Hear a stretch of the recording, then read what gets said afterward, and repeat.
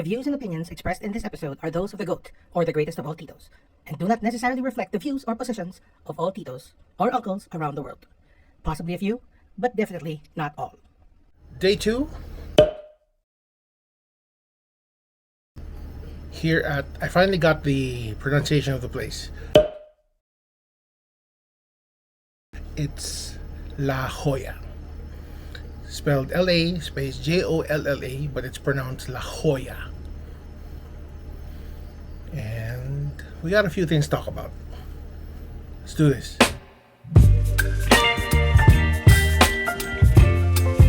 So hey, kamusta? This is your Tito E-Boy, or known as the GOAT, or the greatest of all Titos. And I am here right now, as I mentioned earlier. I am at La Jolla Luxury Resort in Bagak, Bataan. And yeah, we just spent the whole day swimming. Hindi ko lang kung kita sa camera, but I'm so red.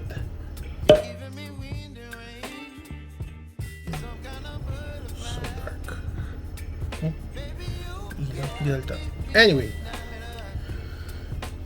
so tonight, me and my niece and nephew, Kikuya, we got to thinking and actually discussed a few things that we would want to have for ourselves this 2023, and we actually formed some sort of like an accountability group.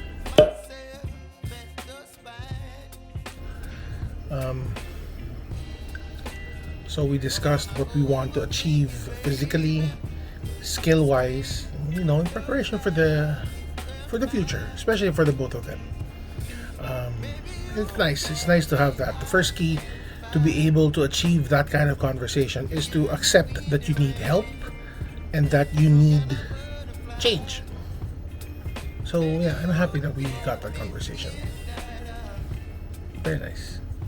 One thing that I was able to express to them, and that they were so good enough to accept that it is a concern,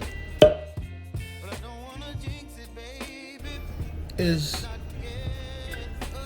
being able to handle money well. It's a problem that I had growing up, and a lot of kids these days admitted that they're having trouble with. And the best is to learn. Read up, study it. What is the best thing how to handle money.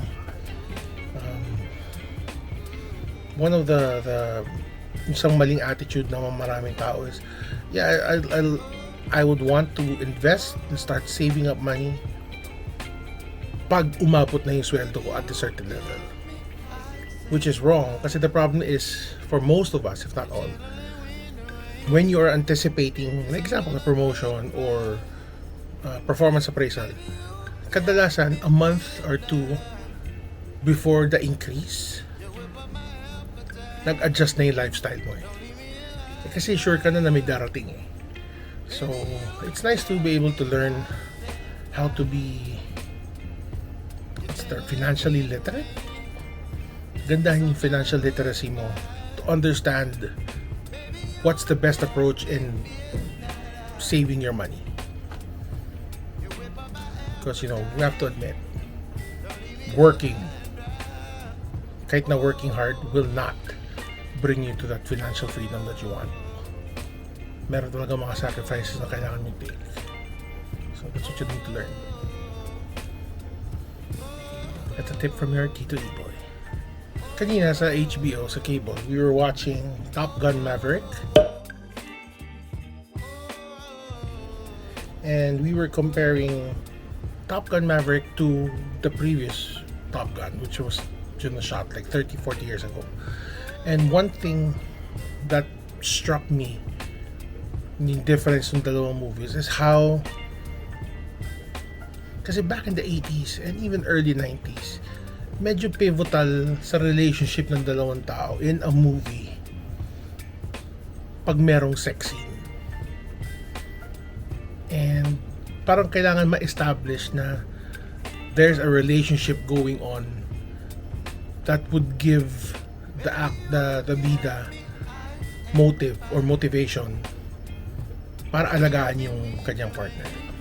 And I'm so glad that nowadays, the movies now, I mean, from the 2000s, the movies that have come out now, they don't do love scenes anymore.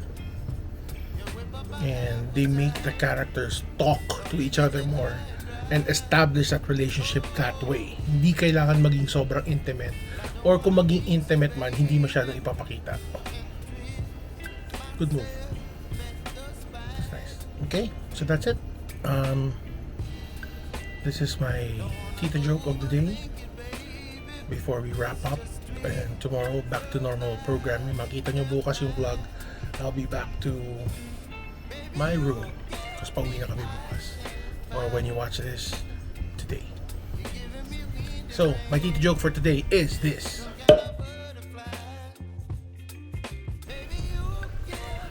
ano ang tawag sa hayop na bulletproof? Ano pa, edi? Pating! Pating! Bye-bye!